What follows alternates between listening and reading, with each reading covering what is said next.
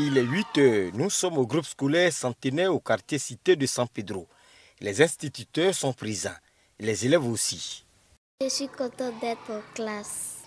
La place d'un enfant, c'est à l'école. Les élèves sont là. C'est vrai qu'ils ne sont pas tous là, mais au moins, on a quelques-uns qui viennent. Et on sait que d'ici les minutes qui vont suivre, ils seront tous présents. Les enseignants aussi, comme vous le constatez, les enseignants sont là. Donc, au vu de tout cela, on peut dire que bon, les cours ont effectivement repris. Si au niveau du primaire, les enseignants ont répondu massivement présents à l'appel à la reprise des cours, ce n'est pas tout à fait le cas dans le secondaire. Certains établissements restent toujours fermés. D'autres, comme c'est le cas ici, ont ouvert et les cours y sont dispensés.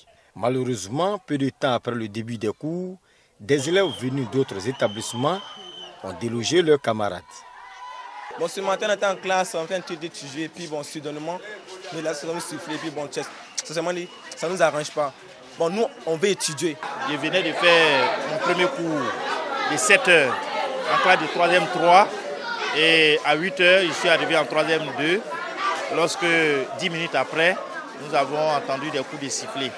Ce que nous déplorons d'ailleurs. Toutes les dispositions sécuritaires au niveau des forces de l'ordre ont été prises. Pour l'heure, tous les absents, tant dans les IEP que dans les établissements secondaires, nous avons instruit le DREN de nous faire parvenir la liste de ces absents-là. Nous allons faire remonter et en attendant qu'on ait les motifs de leur absence. Tous espèrent que cette reprise des cours va atteindre sa vitesse de croisière dans les tout prochains jours. Des kits pour nouveau-nés, des pagnes remis aux mamans et aux sages-femmes de l'hôpital général de Treichville. Ce don est offert par l'association G-Femmes Diom, un groupement de femmes de la commune de Treichville, à l'occasion de la célébration de la Journée internationale de la femme. Je suis ici depuis 2004, disons environ 15 ans, que j'exerce ce métier de sage-femme. C'est un plaisir pour nous, disons, de donner vie. Cette célébration vraiment nous va droit au cœur. Ça nous donne la force, ça nous donne le courage de pouvoir exercer ce métier. Parce que ce métier, nous avons vraiment besoin de soutien. Et quand nous voyons nos femmes qui viennent vers nous, avec ce genre de gestes, ça ne peut que nous réconforter et nous donner du courage. L'accouchement, ce n'est pas facile. 9 mois, moi, je viens d'accoucher, mon bébé a 4 mois. Ce n'est pas facile. Nous sommes des mamans. Donc, on a vu que c'était nécessaire d'encourager aussi nos semblables.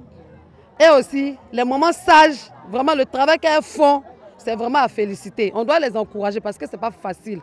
C'est vrai, ils aiment leur travail, mais ce n'est pas facile. L'association G-Femmes Diom est un groupement de femmes sénégalaises et épouses de Sénégalais qui œuvrent pour l'amélioration des conditions de vie des femmes vulnérables.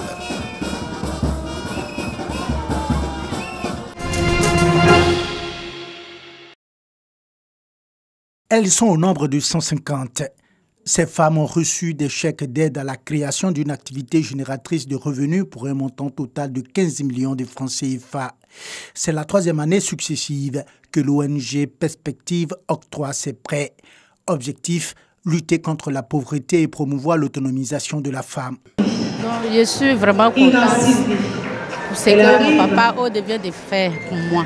Vraiment, je vais m'arranger à travailler et rembourser les prêts sans problème. J'ai fait la restauration, c'est pour augmenter. Cet argent que compte faire de commerce avec pour que ça m'apporte plus d'argent, pour que ça me permette d'agrandir ce que je veux faire. Aider ces femmes à se prendre en charge, c'est l'objectif que poursuit l'ONG Perspective et son parrain Ouattara Draman. Nos objectifs en tant qu'ONG, c'est le développement et le renforcement des capacités, principalement des femmes du plateau et des femmes des populations d'Abobo, de Lokodjo et de Yopougon. Donc pour nous, c'était important de célébrer les droits des femmes avec nos populations cibles. Nous avons constaté les difficultés des femmes du plateau. Elles avaient de réels besoins et nous, on a voulu répondre à ces besoins-là.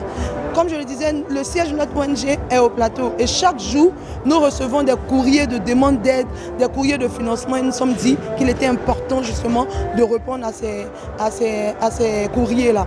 Alors, 2016, nous avions 20 femmes. Aujourd'hui, nous avons une cinquantaine de femmes, dont une ONG et des femmes qui se sont mises en groupement.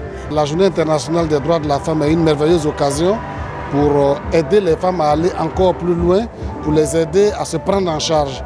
Et quand j'ai été sollicité par l'ONG Perspective, j'ai estimé que c'était mon devoir d'être à leur côté pour leur permettre d'améliorer leurs conditions, de transformer parfois leur vie, de leur permettre de se prendre en charge, d'entreprendre et d'envisager l'avenir un peu plus sereinement. Donc c'est un sentiment de joie aujourd'hui que nous soyons à cette édition. Ces montants alloués à ces femmes varient de 100 000 à 1 200 000 francs CFA remboursables sur 6 mois.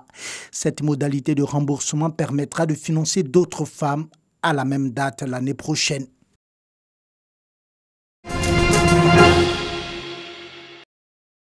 La direction régionale des eaux et forêts du Tonkpi veut faire du reboisement et de la lutte contre le sillage à façon son cheval de bataille pour restaurer le couvert forestier très dégradé de l'ouest montagneux. Il est important qu'au vu de cette dégradation, nous puissions mener des actions pour reconstituer le couvert forestier. Plusieurs projets ont été initiés, notamment les projets flancs de montagne.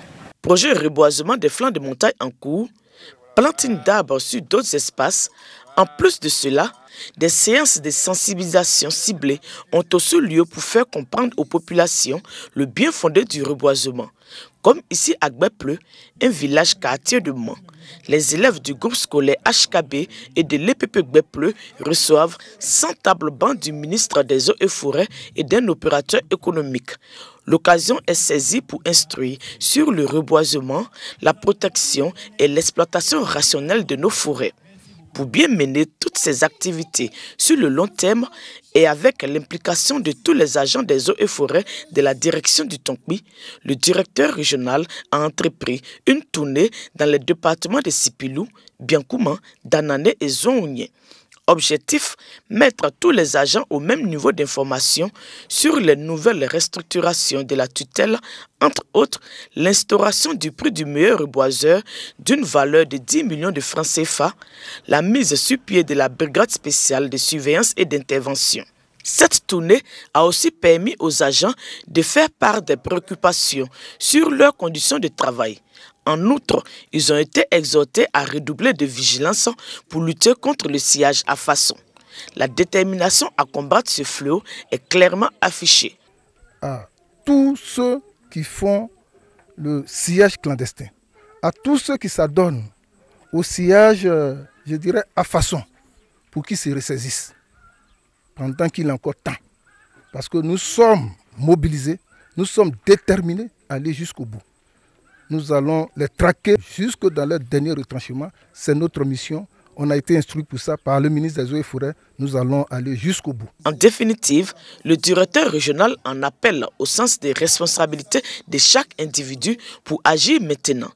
Les comportements éco-citoyens et le reboisement doivent être l'affaire de tous pour préserver et restaurer notre couvert forestier.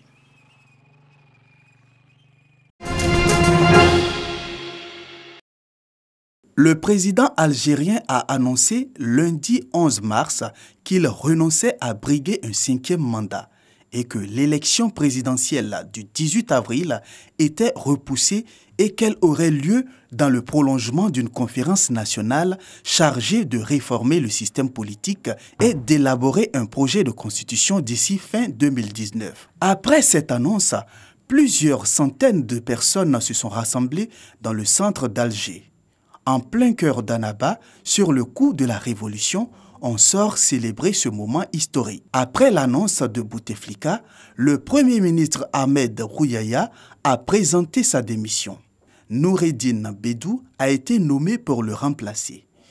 Il était ministre de l'Intérieur et des collectivités locales. Pour le seconder, il pourra compter sur le ministre des Affaires étrangères, Ramtan Lamamra, nommé vice-premier ministre.